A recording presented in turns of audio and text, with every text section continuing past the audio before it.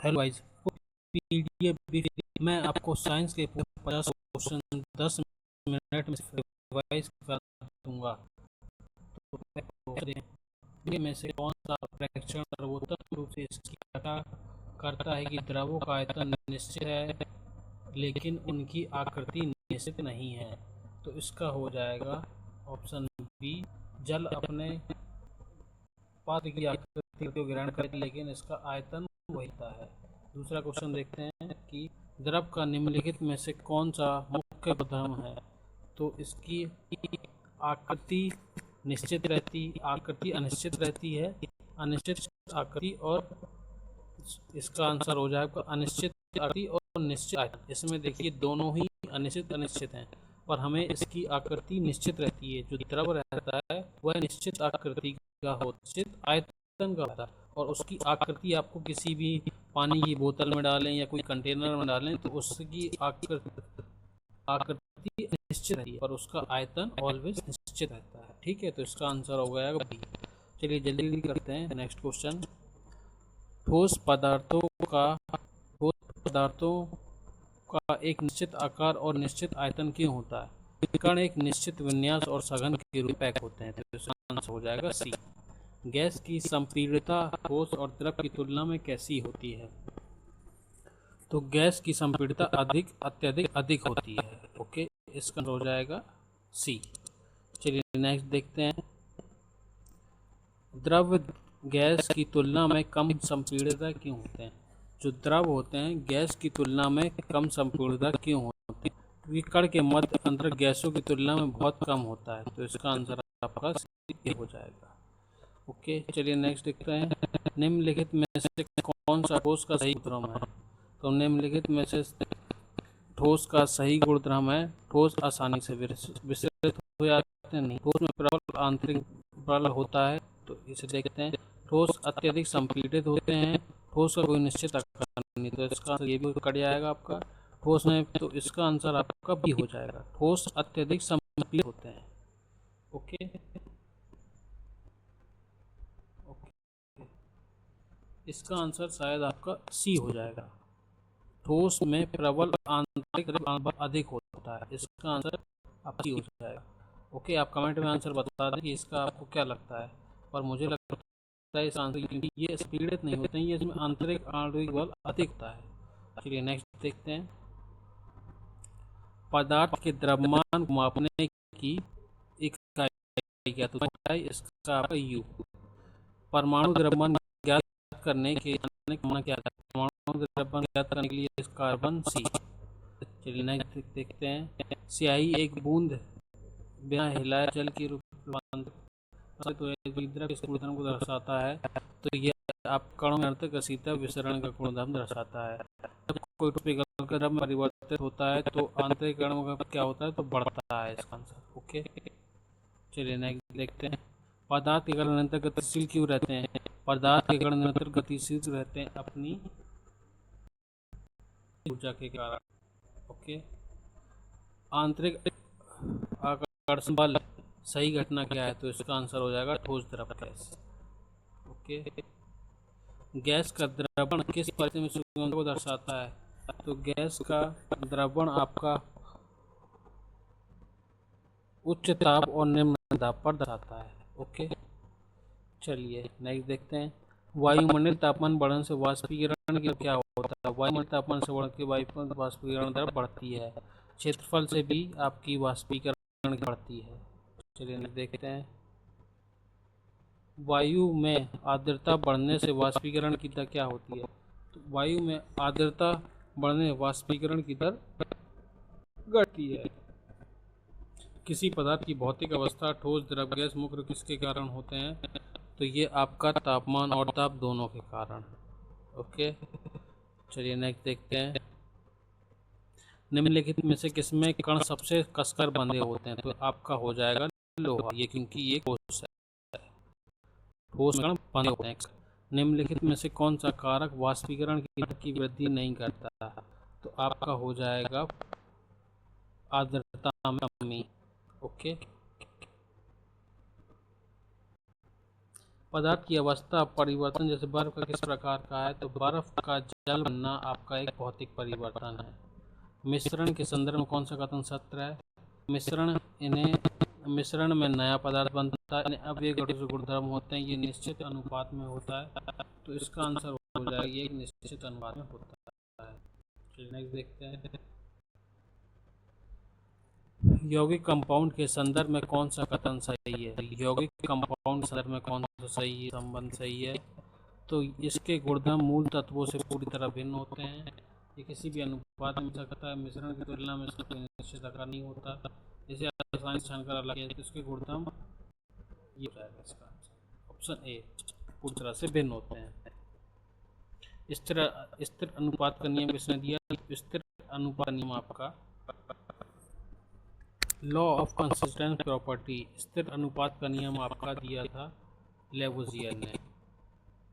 Okay, इसका answer आप हो जाएगा जोसेफ प्राउस। ओके, स्थिर अनुपात का जोसेफ प्राउस ने दिया था। ओके, सर्वप्रथम तत्व शब्द का प्रयोग किसने किया था? सर्वप्रथम तत्व शब्द का प्रयोग एंटनी और लेवोजियर ने किया था, इसका आपका लेवोजियर हो जाएगा। क्योंकि सबसे पहली व्यवहारिक परिभाषा किसने दी थी? तत्व की सबसे पहले व्यवहारिक परिभाषा आपके एंटनी वॉल लेवोजियर ने दी थी।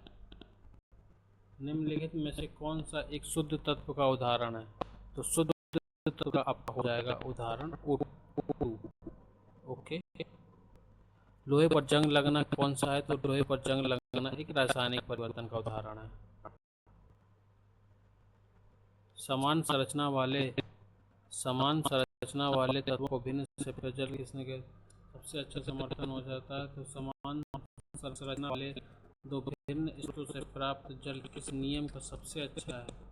तो आपका हो जाएगा इसका स्थिर अनुपात का नियम। ओके,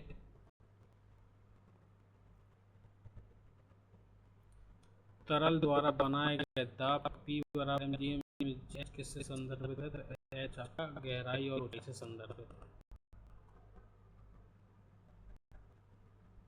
चलिए नेक्स्ट देखते हैं तीसरा क्वेश्चन। किसी परमाणु की द्रव्यमान संख्या किसके बराबर होती है? तो किसी परमाणु की द्रव्यमान संख्या आपके प्रोटॉनों और न्यूट्रॉनों की संख्या का योग होता है। जल H2O में हाइड्रोजन और ऑक्सीजन के द्रव्यमान अनुपात कितना होता है? तो इसका आंसर आपका 1:8 हो जाएगा। निम्नलिखित में से कौन सा एक मिश्रण है? तो निम्नलिखित में से आपका कार्बन डाइऑक्साइड एक मिश्रण है। ओके, आपका कॉपर सल्फेट आप मिश्रण हो जाएगा, ये आप नहीं होगा। कणों की गति ऐसी होती है जिसे रैंडम मोशन कहा जाता है, तो गति आंशिक होती है, इरेगुलर। तरल पदार्थ में किसी बंद पात्र में दाब की सभी दिशाओं में समान रूप से संचालित होता है, तो ये नियम किसका हो जाएगा? तरल पदार्थों में किसी बंद पात्र में दाब सभी दिशाओं में समान रूप से वितरित होता है, तो आपका ये हो जाएगा पास्कल का नियम। प्रबल आंतरिक आकर्षण बल के किसका जनगणना सबसे होता है? प्रबल आंतरिक आकर्षण बल के कारण किसका जनघनत्व सबसे अधिक होता है? तो आपका इसका आंसर हो जाएगा ठोस। शुष्कता बढ़ने से वाष्पीकरण की दर क्या होती है? शुष्कता बढ़ने से वाष्पीकरण की दर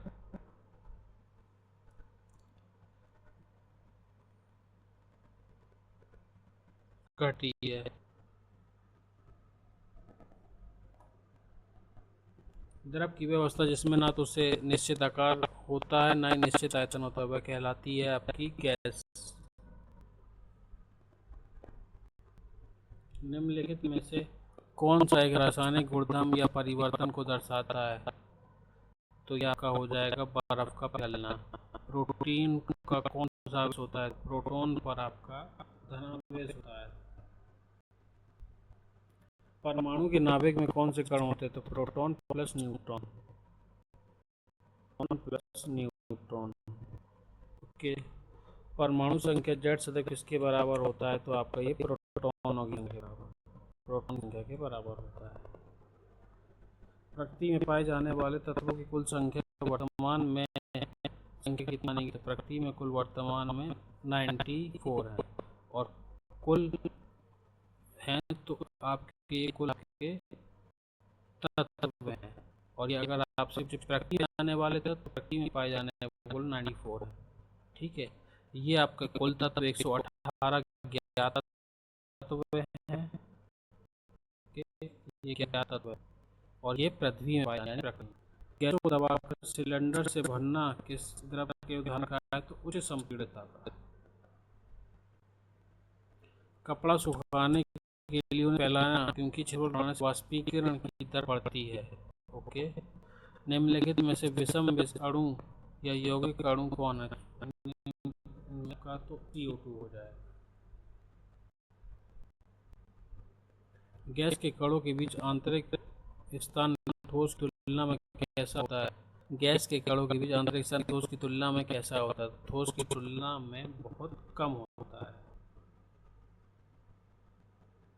निम्नलिखित में कौन सा परिवर्तन ऊष्माक्षेपी प्रक्रिया अंतर्गत आ सकता है जब गैस संघनित होती है?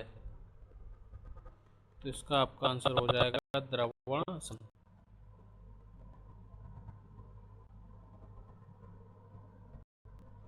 पवन की गति तेज होने से गीले कपड़े जल्दी से वाष्पीकरण की बढ़ जाती है। किसी तत्व का प्रतीक एकल अक्षर दो अक्षरों को हो सकता है। सोडियम का प्रतीक क्या है? तो सोडियम का प्रतीक है N। चलिए हमारा लास्ट क्वेश्चन देखते हैं कि ठोस से सीधे गैस में बदलने की प्रक्रिया कहलाती है। तो ठोस से सीधे आपको इसको आंसर कमेंट बॉक्स में देना है। ओके, इसका आपको आंसर कमेंट बॉक्स में दीजिए और इस वीडियो की आपको कमेंट बॉक्स में ही मिलेगी। PDF आपको कहाँ मिलेगी? कमेंट बॉक्स में। आपको सबसे शुरू में बोला था कि PDF भी आपको मिलेगी फ्री में PDF। ओके, सो चैनल पर हैं आप। Okay, thank you.